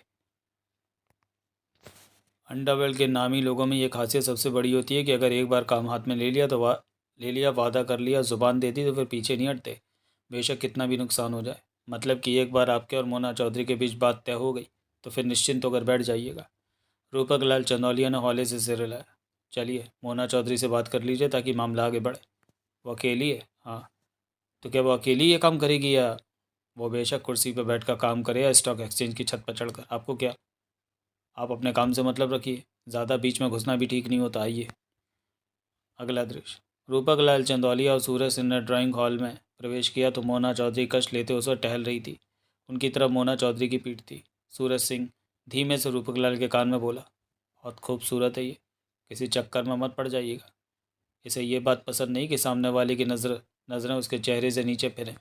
रूपक लाल ने कठोर निगाहों से सूरज सिंह को देखा। सूरज सिंह ने कौवे की चोट जैसी नाक को मसलते हुए मुंह दूसरी तरफ फेर लिया। किसी की मौजूदगी का एहसास पाते ही मोना चौधरी फ़ौरन घूमी और दोनों पर से निगाहें होकर नज़र रूपक लाल चंदौलिया पर ठहर गई। एक ही निगाह में मोना चौधरी ने पहचान लिया कि उसके सामने खड़ा इंसान दौलत के ढेर पर बैठा है। ऐसे इंसान को दौलत की नहीं, अपनी इच्छा पूरी करने की जिद होती है। उन इच्छाओं को पूरी करने में दौलत कितनी ही लुट जाए, इस बात की परवाह नहीं होती। सूरज सिंह फ़ौरन बोला, सेठ जी, ये है मोना चौधरी जिसका जिक्र मैं आपसे कर चुका हूँ, और ये रूपक लाल चंदौलिया जिनकी बात मैं तुमसे कर चुका हूँ। ये अपना कोई काम करवाना चाहते हैं। रूपक लाल चंदौलिया मोना चौधरी की खूबसूरती देखकर हक्का बक्का रह गया था। बदन पर जीन की पैंट और लगभग वैसी ही कमीज़, बॉय कट बाल, पतला लंबा जिस्म। देखने में ऐसी मासूम गुड़िया की गोद में बिठाकर खिलाने खेलने का मन करे। ऐसी खूबसूरत शय और ख़तरनाक मुजरिम मोना चौधरी। विश्वास करने का तो सवाल ही पैदा नहीं होता था अगर इसे कहीं और देखा होता। लेकिन इस वक्त अविश्वास करने जैसी कोई बात भी नहीं थी कि वो मोना चौधरी नहीं है। रूपक लाल चंदौलिया की नज़र न हटी मोना चौधरी पर से। सूरज सिंह मनी मन झल्लाए कि कहीं रूपक लाल की नज़रें गड़बड़ ना कर दें। किसी बात पर मोना चौधरी हत्ते से उखड़ गई, काम से इनकार कर दिया तो फिर देवराज चौहान से कौन टकराएगा? सेठ जी, सूरज सिंह ने शांत भाव से टोका। मोना चौधरी। रूपक लाल चंदौलिया ने सिर घुमाकर सूरज सिंह को देखा। चेहरे पर किसी तरह के भाव नहीं थे। उसके बाद फिर मोना चौधरी को देखते हुए आगे बढ़ा और बोला, तो मैं देखकर कोई नहीं कह सकता कि इतनी हसीन युवती खतरनाक मुजरिम मोना चौधरी हो सकती है। इसी बात पर मैं कुछ हैरान हो उठा था। करीब पहुंचकर उसने मोना चौधरी से हाथ मिलाया। बैठो। मोना चौधरी बैठी तो उसके सामने रूपक लाल चंदौलिया भी बैठ गया। आगे बढ़कर सूरज सिंह बैठने लगा तो रूपक लाल ने उससे कहा, किसी नौकर को ठंडा गर्म के लिए बोल दो। इससे पहले कि सूरज सिंह वहाँ से हटता, मोना चौधरी कह उठी, कुछ नहीं चाहिए। बेकार की बातों को छोड़कर काम की बात कीजिए। सूरज सिंह आराम से बैठ गया। रूपक लाल चंदौलिया ने गंभीर निगाहों से मोना चौधरी को देखा। मोना चौधरी उसी वक्त बोली, मेरे एक एक सवाल पूछे जाने से बेहतर है कि आप एक ही बार में सब कुछ बता दीजिए। रूपक लाल चंदौलिया ने एक ही बार में सब कुछ बता दिया। सिर्फ ये नहीं बताया कि भागीरथ के लड़के अमित को देवराज चौहान सुरक्षा दे रहा है। उसके बदले यही कहा कि अमित इस वक्त कुछ लोगों की सुरक्षा में है। मोना चौधरी ने समाप्त हो रही सिगरेट एस्ट्रे में डाल दी। चेहरे पर सोच और गंभीरता के भाव थे। रूपक लाल के कहे शब्दों पर वह अभी तक गौर कर रही थी। हो जाता है। तभी सूरज सिंह बीच में बोलने की गरज से क्या उठा। बड़े बड़े लोगों में ऐसी बातें हो जाती हैं, ये कोई नई बात नहीं है। अभी पिछले साल ही। चुप रहो। मोना चौधरी ने सूरज सिंह को देखा। सूरज सिंह सिर हिलाकर खामोश हो गया। मोना चौधरी ने रूपक लाल चंदौलिया को देखा। तो आपका कहना है कि आपके बेटे को भागीरथ और उसके बेटे ने मिलकर मारा? रूपक लाल का चेहरा कठोर पड़ गया। ये मेरा कहना नहीं है, ये सच बात है जो तो मैं बता रहा हूँ। रूपक लाल चंदौलिया एक एक शब्द चबा कर क्या उठा। भागीरथ ने मेरे से दुश्मनी निकाली, मेरे मासूम इकलौते बेटे की जान लेकर। मामला क्या था? सिर्फ एक औरत का। मैंने हर हाल में अपने बेटे की मौत का बदला लेना ही है। यह भी तो हो सकता है कि आपको गलतफहमी हो रही हो, आपका बेटा अपनी मौत मारा हो, लेकिन मुझे गलतफहमी नहीं हुई। रूपक लाल चंदौलिया पहले जैसे स्वर में क्या उठा। कभी कभी सच सामने होता है, लेकिन सामने वाले को समझने के लिए शब्द नहीं होते कि सही सच है। जो मैं कह रहा हूँ वही सच है। भागीरथ ने मेरे बेटे की जान लेकर अपने बेटे को मौत के कगार पर खड़ा कर दिया है। मोना चौधरी ने नई सिगरेट सुलगा ली। मोना चौधरी को इस बात से वास्ता नहीं था कि सच क्या है और झूठ क्या है। उसे अपहरण करने के लिए कहा जा रहा था, ना कि अमित की जान लेने के लिए। अगर उसे अमित की हत्या के लिए कहा जाता तो शायद वह इनकार करती थी, क्योंकि असल सच से वो वाकिफ़ नहीं थी। उसका काम तो अपहरण करके अमित को रूपक लाल के हवाले कर देना था। उसके बाद रूपक लाल अमित का क्या करता है वही जाने। उसे इस बात से कोई मतलब नहीं था। उसने तो बढ़ जा आगे चल देना था। मोना चौधरी ने कश लेते हुए रूपक लाल चंदौलिया को देखा, जिसका चेहरा गुस्से से भरा पड़ा था। आंखों में सुलगन थी, जैसे हर किसी को जला देना चाहता हो। होंठ पीछे वह बार बार मोना चौधरी को देख रहा था। सूरज सिंह मनी मन इस बात को लेकर व्याकुल था कि मोना चौधरी का जवाब क्या होगा। इकलौते बेटे की कीमत क्या होती है मैं जानता हूँ। मुझसे ज़्यादा कोई नहीं जान सकता, क्योंकि मैंने खोया अपना बेटा। भागीरथ ने अगर मेरा बेटा ना छीना होता तो मैं उसका बेटा छीनने जैसा काम कभी नहीं करता। जो उसने मेरे साथ किया है उसी का जवाब मैं उसे देना चाहता हूँ। अपने बेटे के लिए तो कर रहा था सब कुछ, अब बचा ही क्या है मेरे पास? और तो और मेरी दौलत को खाने वाला भी कोई नहीं रहा। इससे बुरी बात और क्या हो सकती है? रूपक लाल चंदौलिया की आवाज़ भट्टी की आग की तरह गर्म हो रही थी। मोना चौधरी ने अपने मस्तिष्क से इन बातों को निकाला कि उसे सिर्फ अपने काम से मतलब रखना है। ठीक है, मोना चौधरी ने शांत स्वर में कहा। काम हो जाएगा। सूरज सिंह का दिल धड़का। रूपक लाल चंदौलिया के चेहरे पर तसल्ली के भाव उभरे। मैंने रूपक लाल की आवाज़ अब काबू में आने लगी थी। भागीरथ को चैलेंज दिया है कि 1 महीने के भीतर उसके बेटे को उठवा लूँगा, और उस महीने में से 3 दिन बीत चुके हैं। कोई बात नहीं, काम आपके लिए वक्त में ही होगा। मोना चौधरी की आवाज़ में विश्वास था। तो सेठ जी, अब तो आपका काम हो गया। मेरी रकम तैयार रखिएगा। सूरज सिंह चमक भरे स्वर में क्या उठा। रूपक लाल चंदौलिया के चेहरे पर उभरा तनाव अब कम होता जा रहा था। मेरे ख्याल में वे लोग काफ़ी खतरनाक हैं जो भागीरथ के बेटे को बचाने में लगे। रूपक लाल बोला। ये देखना मेरा काम है, आपका नहीं, मोना चौधरी ने सपाट स्वर में कहा। रूपक लाल चंदौलिया ने कुछ नहीं कहा। लगे हाथ। आप लोगों के बीच काम की रकम भी तय हो जाए तो फिर काम शुरू किया जाए। सूरज सिंह जैसे सारा मामला अभी से फाइनल कर देना चाहता था। रूपक लाल चंदौलिया ने मोना चौधरी को देखा। मोना चौधरी ने रूपक लाल को। इस काम के बदले तुम्हें क्या चाहिए? कितनी रकम चाहिए? रूपक लाल चंदौलिया ने पूछा। आप कितनी दे सकते हैं? मोना चौधरी ने कश लिया। तुम मांगो। रूपक लाल चंदौलिया के चेहरे पर क्रोध भराया था। मैं अपना काम पूरा चाहता हूँ। आपके पास काफ़ी पैसा है? हाँ, बेहिसाब है, और अब उसे खाने वाला भी नहीं रहा। वो दौलत मेरे लिए मिट्टी बन गई। कम से कम मुझे दौलत नाम की मिट्टी से अब मोह नहीं रहा। बोलो क्या चाहती हो? सूरज सिंह ने बेचैनी से पहलू बदलकर मोना चौधरी को देखा। मोना चौधरी की निगाह रूपक लाल पर थी। काम खास नहीं है, मोना चौधरी ने कहा, लेकिन इस काम में खास बात यह है कि इसे खास वक्त के भीतर ही भीतर करना है, और भागीरथ के लड़के की आपको सख्त तौर पर ज़रूरत है। हाँ। रूपक लाल के होंठ और भी सख्ती से भिज गए। आपके पास दौलत की कमी नहीं है, इसलिए 1 करोड़ लगेगा इस काम की एवज में। मैं तुम्हें 1.5 करोड़ दूंगा। रूपक लाल चंदौलिया ने भिजे होठों से कहा। लेकिन तुम्हें इस बात की गारंटी देनी होगी कि काम हर हाल में पूरा करोगी। मोना चौधरी के होंठों पर मुस्कान उभरी। गारंटी दी। ठीक है, भागीरथ का लड़का मेरे हवाले करो और अपना 1.5 करोड़ ले जाओ। कहते हुए रूपक लाल के चेहरे पर कठोरता ना छुटी। मैं अपने दिल की आग को ठंडा करना चाहता हूँ, गौरव की मौत का बदला लेकर। मोना चौधरी ने सूरज सिंह को देखा। तुम मेरे साथ रहोगे? हाँ, तभी तो हकदार बनूंगा इस सेठ से दौलत लेने का। सूरज सिंह ने कौवे की चोट जैसी नाक को रगड़ा। मेरे साथ रहने का मतलब है तुम्हें वही करना होगा जो मैं कहूँगी। मेरे कहने से बाहर नहीं जाओगे। मैं जानता हूँ, मुझे ऐसे ही करना होगा। सूरज सिंह को तो जैसे इस वक्त हर बात मंजूर थी। मोना चौधरी ने सिगरेट एस्ट्रे में डाली और उठ खड़ी हुई। अभी सारा दिन पड़ा है, हम खंडाला पहुँच सकते हैं। तुम शाम तक वो जगह मुझे दिखा सकते हो जहाँ उन चारों ने उस लड़के को रखा हुआ है। मोना चौधरी ने सूरज सिंह को वहाँ से चल देने वाले अंदाज में कहा। सूरज सिंह फ़ौरन उठ खड़ा हुआ। चलो, मेरे पास कार है। मोना चौधरी ने रूपक लाल को देखा। मैं तुम पर पूरी तरह भरोसा कर रहा हूँ मोना चौधरी। रूपक लाल चंदौलिया के होठों से धीमा स्वर निकला। आपका भरोसा टूटेगा नहीं, काम हर हाल में पूरा होगा। मोना चौधरी ने दृढ़ता भरे स्वर में कहा। सूरज सिंह को आने का इशारा करके पलटी और बाहर निकलती चली गई। काम बन गया सेठ जी। सूरज सिंह ने दांत फाड़कर रूपक लाल से धीरे से कहा और बाहर जाने वाले दरवाजे की तरफ बढ़ता हुआ बोला, भागीरथ का बेटा आपकी मुट्ठी में आ ही आया। अगला दृश्य। शाम हो चुकी थी जब मोना चौधरी और सूरज सिंह खंडाला पहुंचे। मेरे ख्याल में कल सुबह से काम शुरू किया जाए, सूरज सिंह बोला। सबसे पहले मुझे वो जगह दिखाओ जहाँ लड़के को रखा हुआ है, मोना चौधरी ने कहा। वहाँ, सूरज सिंह के ऑटो से निकला। वहाँ जाने में तो खतरा है। मोना चौधरी ने तीखी निगाहों से उसे देखा। तो क्या 10 मील दूर बैठकर काम करोगे? मेरा ये मतलब नहीं था, सूरज सिंह ने सिर हिलाया। वहीं चलते। 1 घंटे बाद सूरज सिंह ने कार रोकी। ये जगह खुली थी, एक तरफ खेत तो दूसरी तरफ सूखी हरी पहाड़ियाँ नजर आ रही थीं। सूरज सिंह ने कार का इंजन बंद किया और बाहर निकलकर दोनों बाहें ऊपर करके अंगड़ाई दी। मोना चौधरी ने बाहर निकलकर सिगरेट सुलगाई। थक गया। सूरज सिंह ने मोना चौधरी को देखा। कई घंटे कार चलाई। उसकी छिपी निगाह मोना चौधरी के गले से नीचे भी फिर रही थी। मोना चौधरी ने आसपास देखने के बाद सूरज सिंह को देखा। उसकी निगाहों का मतलब समझकर सूरज सिंह ने कहा, यहाँ से कुछ दूर पैदल चलना होगा। अगर कार से आगे गए तो वे लोग इंजन की आवाज़ सुनकर सतर्क हो सकते हैं। ऐसा हुआ तो वक्त से पहले ही गड़बड़ हो जाएगी। दोनों पैदल ही आगे बढ़े। 15-20 मिनट के बाद उनका बढ़ना रुका। अब वे ऐसी जगह पर ओट में खड़े थे कि वहाँ से फार्म का बंगला स्पष्ट नजर आ रहा था। बंगले के आसपास दूर दूर तक खेत कटे होने की वजह से खाली मैदान जैसा लग रहा था। मोना चौधरी की आंखें सिकोड़े बंगले को देखने लगी, जो दूर से छोटा सा नजर आ रहा था। यहाँ से आगे बढ़ने का मतलब था कि आसानी से बंगले वालों की निगाहों में आ जाना। यही है वो बंगला। सूरज सिंह की नज़रें भी बंगले पर ही थीं। यहाँ पर भागीरथ के लड़के को रखा हुआ है और वे चारों उसकी देख रेख करते हैं। चारों बहुत तेज़ और सतर्क हैं। इस समय तुम्हें लग रहा होगा कि सब कुछ शांत है, बंगले वाले आराम कर रहे होंगे, लेकिन वे लोग शायद कभी आराम नहीं करते। दिनों या रात हर वक्त आंखें खुली रखते हैं। उन्हें अपना काम करना अच्छी तरह आता है। बंगले पर निगाह दौड़ाते हुए मोना चौधरी ने सिगरेट सुलगाई। मैं और भाई रात के 3 बजे बंगले के पास जा पहुंचे थे।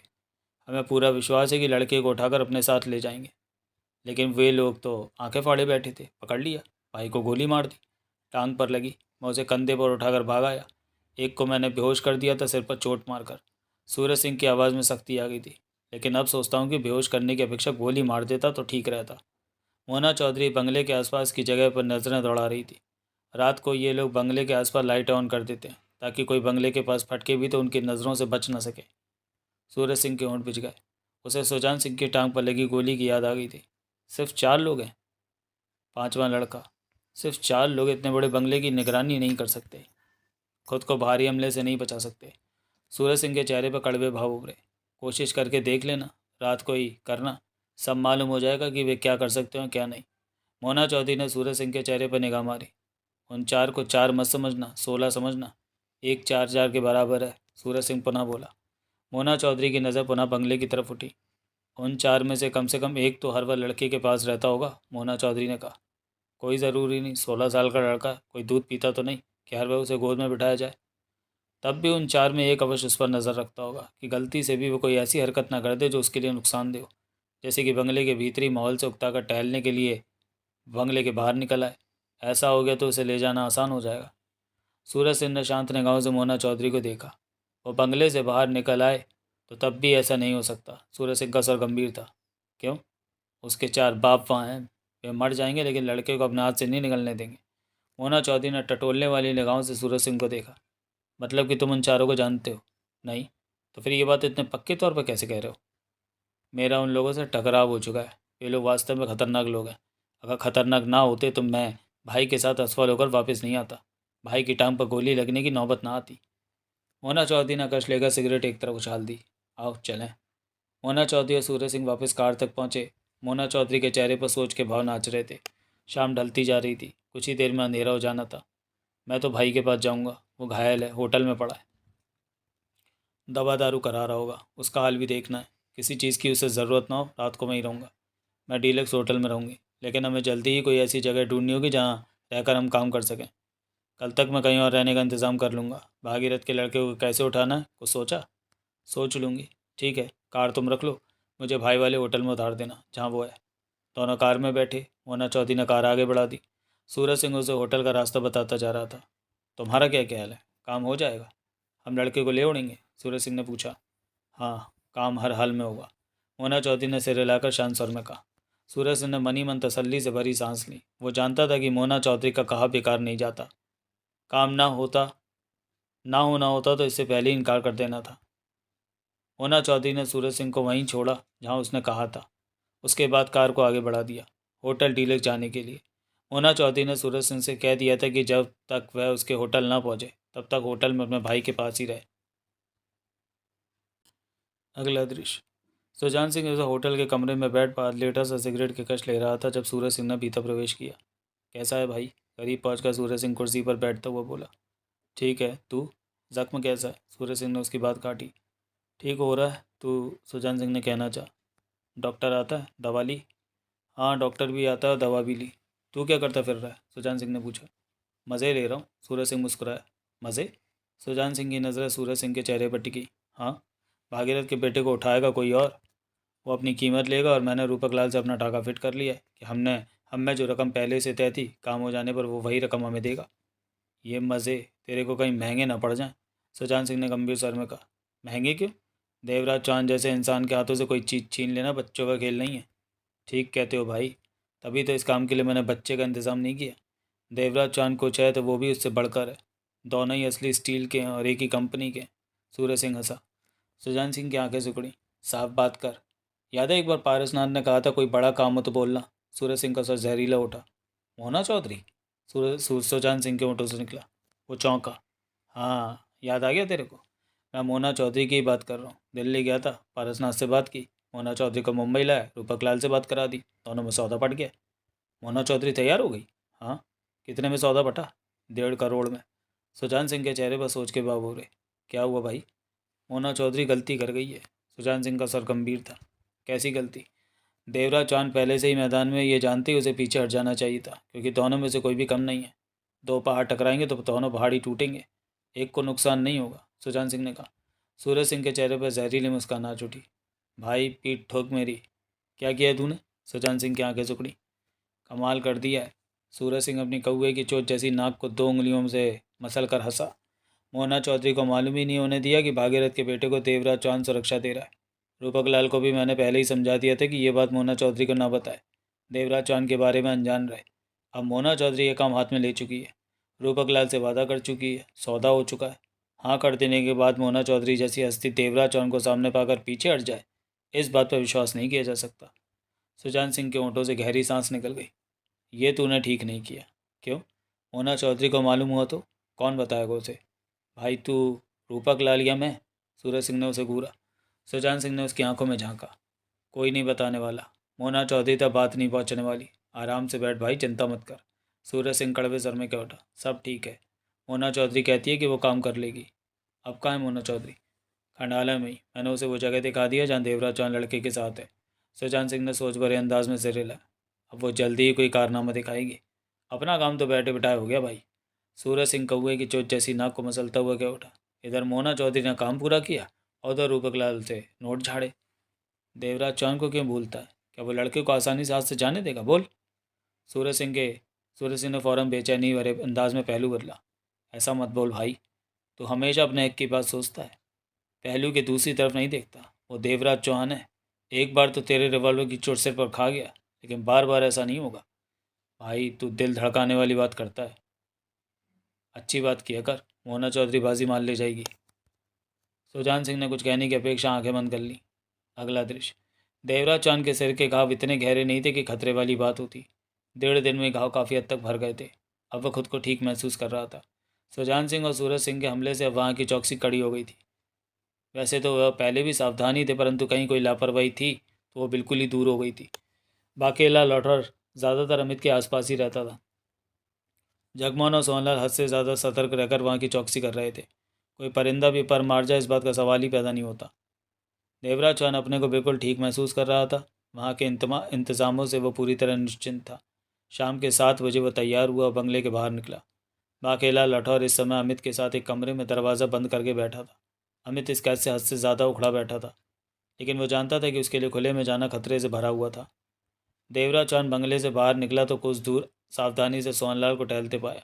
उसकी उंगलियों में गोली वाली सिगरेट दबी थी और पैंट में फंसी रिवॉल्वर स्पष्ट नजर आ रही थी। कहाँ चले? सोहनलाल एकाएक मुस्कुराया।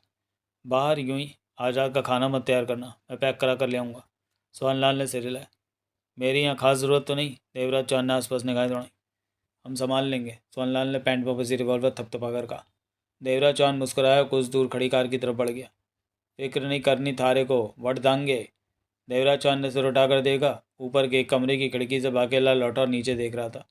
देवराज चांद ने उसे देखकर हाथ हिलाया, कार की तरफ बढ़ता चला गया। कार में बैठने के बाद सिगरेट सुलगाई और कार आगे बढ़ा दी। फार्म के कच्चे रास्ते की धूल उड़नी शुरू हो गई। कुछ आगे जाकर देवराज चांद ने कार रोकी और खिड़की से सिर निकालकर बंगले की छत की तरफ देखा।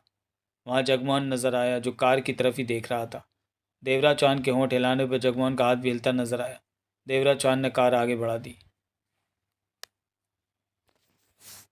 अगला दृश्य। होटल डीलर खंडाला की चंद चाहनों में से एक शान था।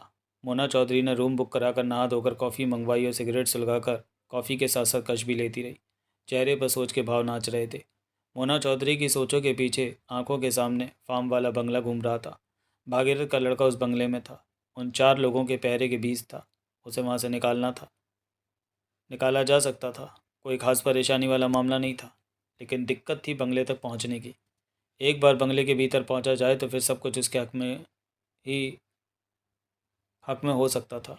दिन में उस खुली जगह में बंगले तक पहुंचना खतरे से खाली नहीं था। वे लोग देख सकते हैं। रात में सूरज सिंह के कहे मुताबिक वे लोग बंगले के आसपास इस तरह लाइटें जला लेते हैं कि कोई भी बंगले की तरफ आए तो वक्त रहते ही लाइट में वह चमक उठे और नज़र आ जाए। मोना चौधरी ने मन ही मन फैसला किया कि आज रात वह खुद वहाँ पर जाकर देखेगी। रात को वहाँ लाइटों का प्रबंध कैसे होता है। शायद बंगले तक पहुँचने का कोई रास्ता नज़र आए। सबसे बड़ा सवाल ठीक ठाक बंगले के भीतर पहुँचने का था, और मोना चौधरी को पूरा विश्वास था कि किसी तरह अपनी कोशिश में कामयाब होगी। जल्दी ही बंगले के भीतर पहुंची होगी। कॉफ़ी और सिगरेट समाप्त करके मोना चौधरी उठी और शीशे के सामने जाकर खुद को देखा। लंबे कद में, हमेशा की तरह जीन की पैंट और वैसे ही कमीज़ में वह कहर आ रही थी। जो देखे देखते ही रह जाए। उसके बाद उसने वक्त देखा। शाम के 8 बज चुके थे। अभी डिनर करने का मूड नहीं था। कमरे में बैठी बैठे भी बोरियत सी महसूस होने लगी थी। मोना चौधरी कमरे से निकली और होटल में टहलने के इरादे से आगे बढ़ गई। दोनों हाथ पैंट की जेबों में थे और चाल में लापरवाही भरी पड़ी थी। अगला दृश्य। जुबेर सिंह कभी दिल्ली का नामी दादा हुआ करता था। नाम गूंजता था दिल्ली अंडरवर्ल्ड में। नशे के व्यापार के साथ नकली शराब का मिलावटी दारू का भी धंधा करता था। तब कोई सोच भी नहीं सकता था कि जुबेर सिंह के साथ टक्कर ली जा सकती है। ऐसे में अपनी ताकत के दम पर वो मोना चौधरी के सामने आ खड़ा हुआ था। मोना चौधरी झगड़ा नहीं करना चाहती थी, लेकिन जुबेर सिंह अपनी बात पर अड़ा रहा। दोनों में झगड़ा पैदा हुआ और उस झगड़े में मोना चौधरी ने जुबेर सिंह को पूरी तरह बर्बाद कर दिया। उसके सारे धंधे जड़ से उखाड़ दिए। उसके कई खास आदमी को चुन चुन कर मारा, लेकिन जुबेर सिंह बच निकला। तब जुबेर सिंह ने देखा कि बाजी उसके हाथ से निकल गई है। कोई और रास्ता न पाकर दिल्ली से भाग निकला था। उसे इस बात का एहसास हो चुका था कि मोना चौधरी के हाथों से बचना संभव नहीं। जुबेर सिंह इधर उधर होता हुआ मुंबई जा पहुंचा था। जेब से खाली, नई जगह। जुबेर सिंह ने बहुत कोशिश की कि दिल्ली की तरह मुंबई में भी अपने पाँव जमा ले, लेकिन वहाँ पहले से जमे दादाओं ने उसे लात मारकर भगा दिया। मुंबई में दाल गलती न देखकर जुबेर सिंह ने आसपास के शहरों का रुख किया, परंतु दिल्ली से उसके पैर ऐसे उखड़े थे कि कहीं भी पाँव नहीं जमा सका था। कई बार दिलो दिमाग में मोना चौधरी को लेकर तूफान उठता है कि उसने उसे बर्बाद किया है। मन करता कि दिल्ली जाकर मोना चौधरी को ख़त्म कर दे, परंतु उसकी सोच से सोच बनकर ही रह जाती। थक हार कर जुबेर सिंह खंडाला में ही रुक गया था। एक जगह हाथ मारकर कुछ पैसे इकट्ठे किए और एक टैक्सी खरीद ली। टैक्सी की आड़ में टूरिस्टों को खंडाला घुमाना, वीरान जगह ले जाकर नशीली दवा खिलाकर बेहोश करके उन्हें लूट लेना, इसी तरह जुबेर सिंह का काम चल रहा था। 1-2 बार पकड़े जाने की नौबत आई, लेकिन जैसे तैसे बच निकला। और अब 1 घंटे से जुबेर सिंह का मस्तिष्क सुलग रहा था। तब वो होटल डीलर्स के बाहर मौजूद था, जब उसने मोना चौधरी को कार ड्राइव करते हुए होटल के भीतर प्रवेश करते देखा था। सालों बीत गए थे मोना चौधरी को देखे, परंतु एक ही निगाह में उसने मोना चौधरी को पहचान लिया था। मोना चौधरी को खंडाला में देखकर जुबेर सिंह के पुराने जख्म हरे हो गए। बीते वक्त का बदला लेने का ये उसे सुनहरी मौका नजर आया। जुबेर सिंह चाहता तो मोना चौधरी के बारे में पुलिस को खबर करके उसे पकड़वा सकता था, लेकिन ऐसा करने की अपेक्षा जुबेर सिंह ने मोना चौधरी को शूट करने की सोची। मोना चौधरी से इस तरह अपना बदला भी ले लेगा और पुलिस से शाबाशी भी मिलेगी। एक बार एक टूरिस्ट को लूटने पर रिवॉल्वर हाथ में आई थी, जो उसने छिपा कर रखी हुई थी। आज उस रिवॉल्वर को इस्तेमाल करने का वक्त आ गया था। बाद में पुलिस के पूछने पर कह देगा कि ये रिवॉल्वर मोना चौधरी से ही छीनी थी। इस तरह के 50 बहाने और बन जाएंगे। मामूली सी बात पर कौन ध्यान देगा? सबका ध्यान तो मोना चौधरी की लाश पर होगा या उसे शाबाशी देने पर लगा होगा। जुबेर सिंह मोना चौधरी को देखने के बाद जल्दी से उस पुराने खंडहर हो रहे मकान पर गया, जहाँ कोठरी के साइज़ का एक कमरा किराए पर ले रखा था, जहाँ सप्ताह में एक दिन ही सोने आता था, वरना बाकी की रातें तो अड्डे पर टैक्सी में ही बिताता था। जुबेर सिंह ने कोठरी में रखी रिवॉल्वर उठाई, चैम्बर चेक किया, सब कुछ चेक किया। रिवॉल्वर चालू हालत में थी। अपने निशाने पर जुबेर सिंह को पूरा भरोसा था। जुबेर सिंह के पास कीमती पैंट कमीज थी जिसे उसने पहना, अपना हुलिया ठीक किया, रास्ते में उसने शेव कराई और जूते पॉलिश कराए, खुद को इतना काबिल बना लिया कि होटल डीलक्स में प्रवेश कर सके। उसके बाद अपनी टैक्सी एक जगह छोड़कर राह चलती टैक्सी को रोका और उसमें सवार होकर होटल डीलक्स की तरफ चल पड़ा। जुबेर सिंह के होठों में कसाव आया हुआ था, आंखों के सामने मोना चौधरी का चेहरा घूम रहा था और पैंट में फंसी रिवॉल्वर की चुभन का एहसास बराबर हो रहा था। तो चलिए दोस्तों, हमला के इस भाग को हम यहीं समाप्त करते हैं और मिलते हैं इसके अगले भाग में, अगले वीडियो में। तब तक के लिए धन्यवाद।